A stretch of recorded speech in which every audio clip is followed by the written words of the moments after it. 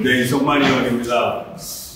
지난주에 걸쳐서 이번 주에 제가 두 번째로 국회의원에 출마해서 앞으로 무엇을 이룰 것인가 이거에 대한 정책 공약을 발표하는 두 번째 기자회견을 갖게 되었습니다.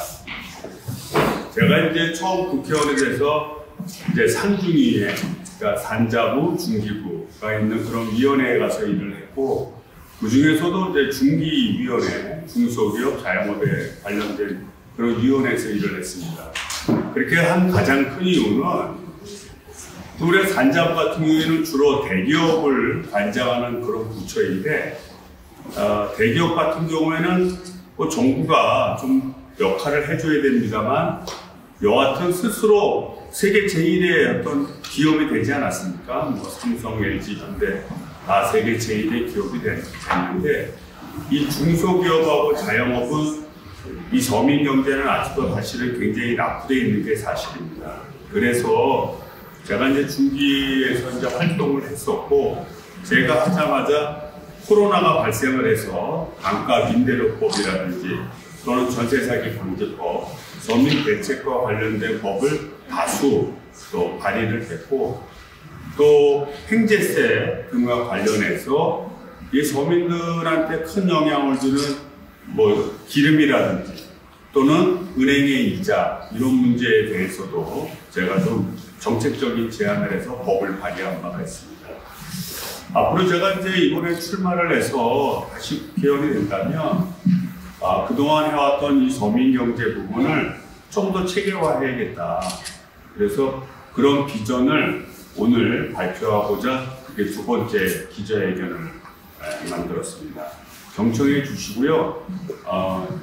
이 문제에 대해서 여러분과 함께 공유하면서 앞으로 꼭 풀어나가도록 하겠습니다.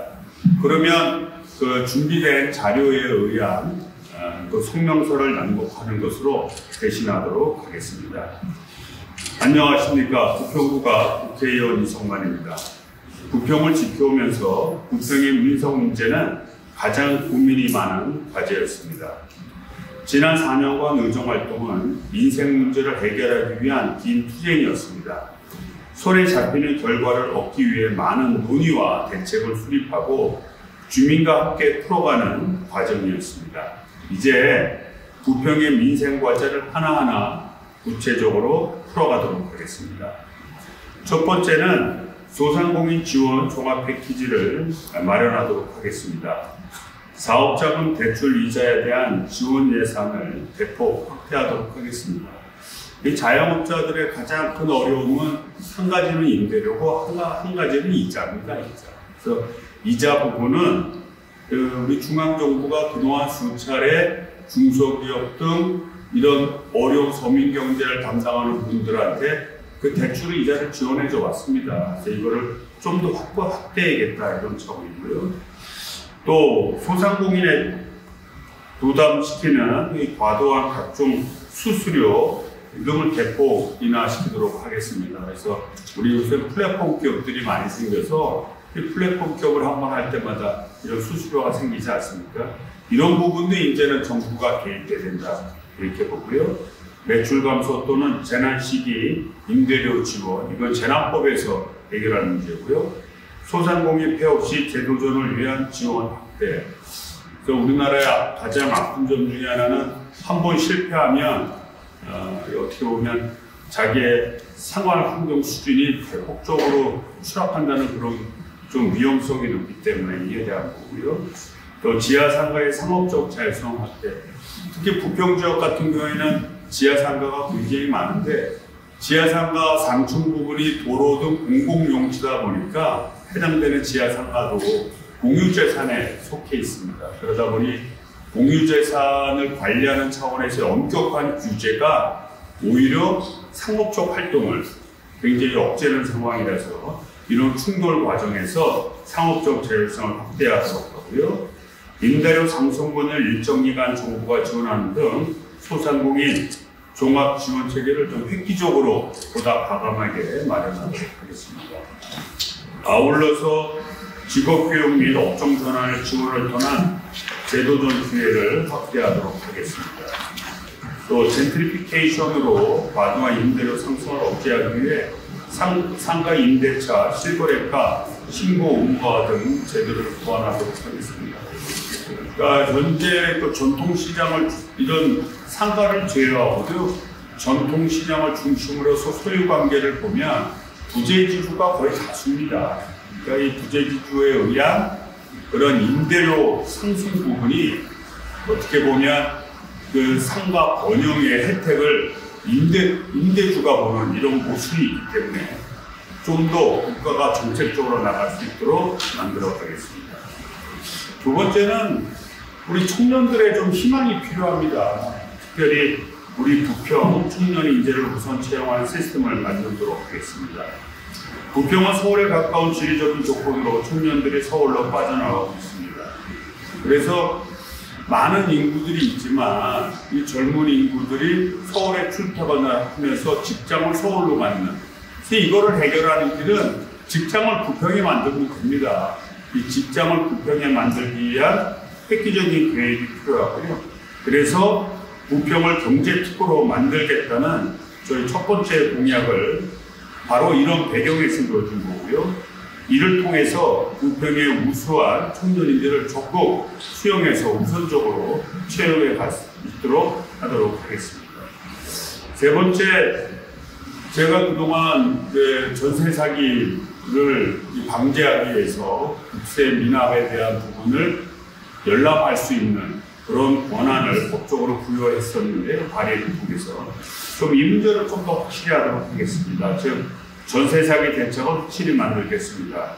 작년 전세 사기는 인정된 사례만 12,928건이며 인천은 2,158건에 해당합니다. 부평도 아마 이 지역의 상당 그 비율이 될 거라고 봅니다.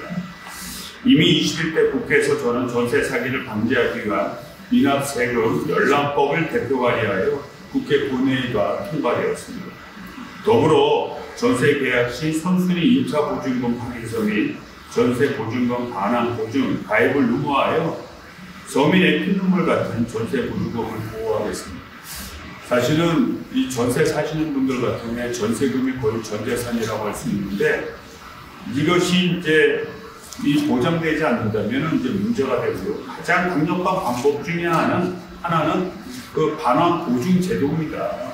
그래서 설사 문제가 생기더라도 보증재단에서 보증할 수 있는 시스템을 만들어야 되고요.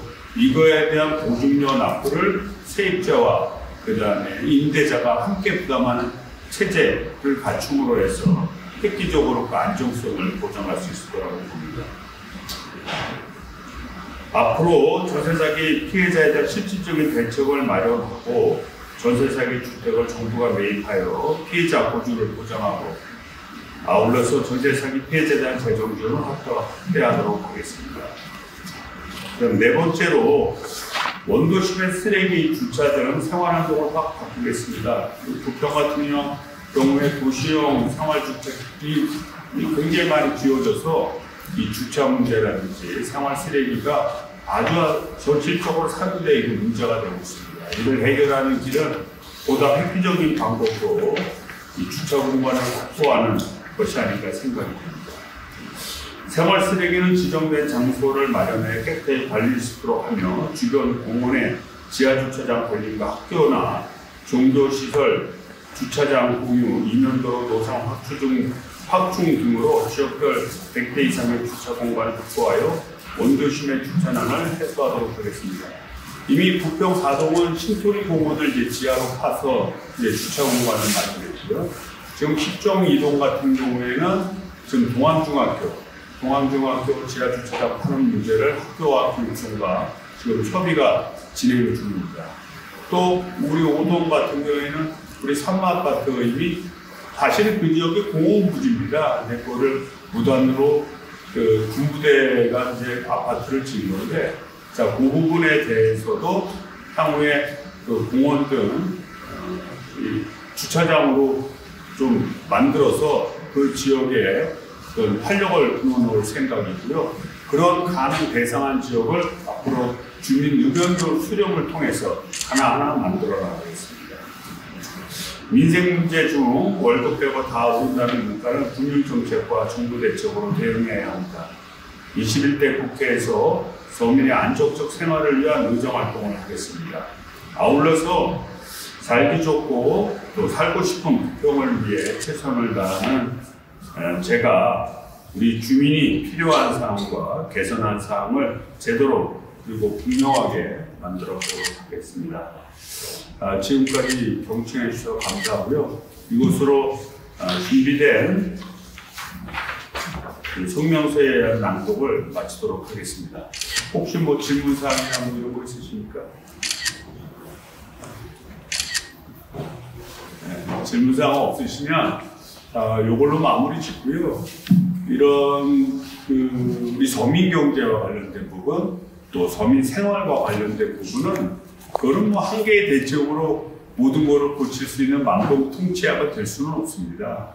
결국은 주민들의 생활 수준이 높아짐에 따라 생기는 많은 그런 민원 사항을 적극적으로 수렴하고 또 이 수렴한 걸 정책적으로 만들어가면서 계속적으로 진행해 나가는 과정이라고 보고요. 우리 주민 여러분과 함께, 국민 여러분과 함께 의견을 조율해가면서 보다 살기 좋은 부평을 만드는 데 최선을 다하도록 하겠습니다.